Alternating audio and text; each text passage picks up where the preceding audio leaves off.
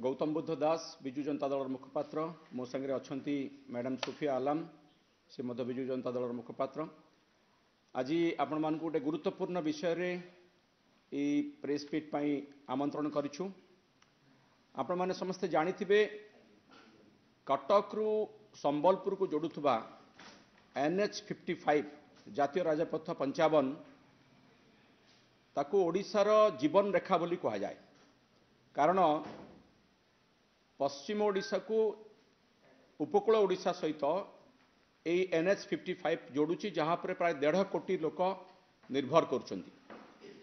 किंतु दुख एवं परितापर विषय हला, दुर्भाग्यर विषय हला NH 55 वर्तमान देशर सबुठारु विपद संकुल राजपथ रे परिणत होइछि। वर्तमान नुहे दीर्घ 7-8 वर्ष धरी NH 55 जीवन रेखारु मृत्यु जंतारे परिणत होइछि। आमे जदि देखिबा एई रास्ता रे जो माने वर्तमान जीवासवा करुछंती से माने तांको जीवन को बाजी लगे कि जीवासवा करुछंती। महाप्रभु जगन्नाथ एवं माँ कटकचंडी माँ समलई को स्मरण करिकरी जाउचंती, काले ईश्वर को आराधना करुचंती, तांकर यात्रा स्थल रे से माने सुरक्षित भाव पहुंची जांतु। एई भली गोटे स्थिति वर्तमान NH 55 रे तैयारी हेछि एवं दीर्घ 7 वर्ष धरी NHI कर्तृपक्ष यार मरामती करुचंती, संप्रसारण करुचंती बोली आमको कहउचंती, किंतु 7 वर्ष हो गलानी यार मरामती सरू नाही। एवं आपण देखिबे स्कूल कॉलेज ए रास्ता रे जो माने जाउचंती स्कूल कॉलेज पिला माने जदि 20-30 मिनिट बाट होइथिबो से माने ए रास्ता रे गला बेलकू 1.5 घंटा 2 घंटा समय लागुची 20 मिनिट 30 मिनिट बाट जीवा पाई। तेणु सेमानकर जीवा आसबारे बा पाठ पढ़ारे घोर व्याघात सृष्टि होउची। खाली सेतिकी नुहे, जदि कोनसी रोगी कटक भुवनेश्वर को पश्चिम ओडिशा आसुछंती विभिन्न प्राइवेट हॉस्पिटल को बा SCB मेडिकल कॉलेज को एम्स को, ताले आपण देखिबे से रोगी मध्य आसबारे एते विलंब होउची जे एम्बुलेंस आसबारे एते विलंब होउची जे बाटरे कोठी अटकी जाउची आ एम्बुलेंस भितर ही रोगीर प्राण चली जाउची। तो एमिति गोटे NH रे आमे यातायात करूछु जो थरे लोकंकर जीवन बाजी लागिछि। आउ जदि दुर्घटना को देखिबे प्रतिदिन हाराहारी एठी 2 जनकर जीवन जाउची, 10-15 जन लोक आहत होउछंती। तेणु प्रकृत रे देखिबा को गले NH 55 वर्तमान गोटे मरण जंतारे मृत्यु जंतारे परिणत होइछि। अथच एठी NH कर्तृपक्ष अछंती, बारंबार दाबी होउची, बारंबार लोक आंदोलन करुछंती, चेतावनी दिया जाउची, बारंबार से माने प्रतिश्रुति दउछंती, किंतु तांकर प्रतिश्रुति पूर्ण होउनी। रास्ता काम सरू नाही, 7 वर्ष हो गलानी लोके हंतसंत होउछंती। निकट रे मु आपनको मने पके दाउ को चाहे, निकट रे गोटे रोड सेफ्टी कमिटी अछि सबु जिल्ला रे। से रोड सेफ्टी कमिटी रो अध्यक्ष होउछंती जिल्लापाल। गत मंगलवार दिन रोड सेफ्टी कमिटी अनुगुल जिल्ला रे गोटे बैठक बसथिला। से बैठक को जिल्लापाल रोड सेफ्टी कमिटी रो अध्यक्ष भाव रे NHAI रो अधिकारी मानकू आमंत्रण करथिले।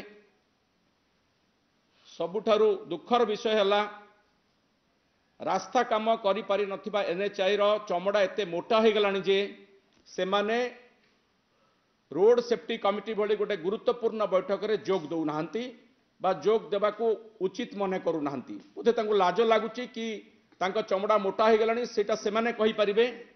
कारण से रोड सेफ्टी कमिटी रे लोकंकर धन जीवन रो सुरक्षा बा रास्ता रे यातायात करथवा यात्री मानकर सुरक्षा विषय आलोचना होई थांता, रास्ता केबे मरामती सरीब से विषय आलोचना होई थांता।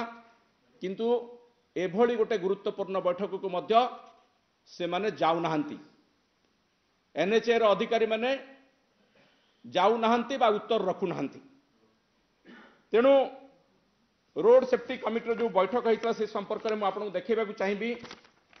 से बैठक संपर्क रे सबु खबर कागज रे ए खबर बाहर थिला गभीर उद्वेग प्रकाश करा जायतिला एवं कहा जायतिला जे जदि 15 दिन भितरे रास्ता मरामती एनएचआई न करूची ताहले ता विरुद्ध रे दृढ़ कार्यानुष्ठान ग्रहण करा जिवो एथिपाई तांको अल्टीमेटम मध्य दिया जायछि।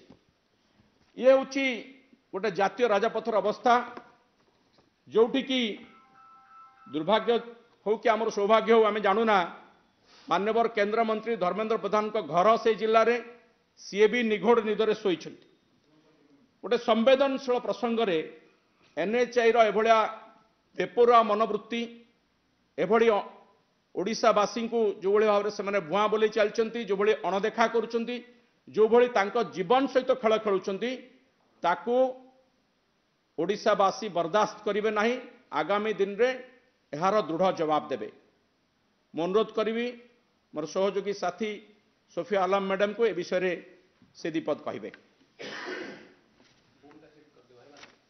केंद्र मंत्री धर्मेंद्र प्रधान घर होची केंद्र मंत्री धर्मेंद्र प्रधान घर होची अनुगुल रे निज जिल्लार लोकंक दुख कष्ट से कौन देखि पारुनाहांती पिला मानकु स्कूल कॉलेज जिबारे कष्ट होची तांको पाठ पढ़ारे व्याघात सृष्टि होची ता छड़ा अनेक अनेक दुर्घटना मध्य होची दुर्घटना भितरे लोकंकु देखि मध्य से कोनोसी ठोस पदक्षेप नौ नाहांती काहेकि 7 वर्ष हेलाणी काम चलीची कामटी केमती तुरंत सरीब सेथिपाई जोर दौ नाहांती काहेकि आशा करूचु ए दिगरे त्वरित पदक्षेप नबाकू से चेष्टा करिवे। धन्यवाद। बहुत बहुत धन्यवाद। आमे आशा करूछु माननीय केंद्र मंत्री धर्मेंद्र प्रधान जेतु एटा तांकर जिला तांकर दायित्व रही से ओडिशार इश्यू को केंद्र रे उठेबा कथा सर्वनिम्न सुविधा से करि पारुनांती गोटे साधारण रास्तार मरामती करि पारुनांती आमे तांको आह्वान करूछु लोकंकर ये कथा बुझंतु नहले ओडिशावासी एभली अवहेला को एनएचआई रो एभली बेपुरा मनोभाव को केंद्र मंत्री एभली निघोड़ निदरे शोइबा को केबे भी बर्दाश्त करिवे नाही। धन्यवाद। नमस्कार।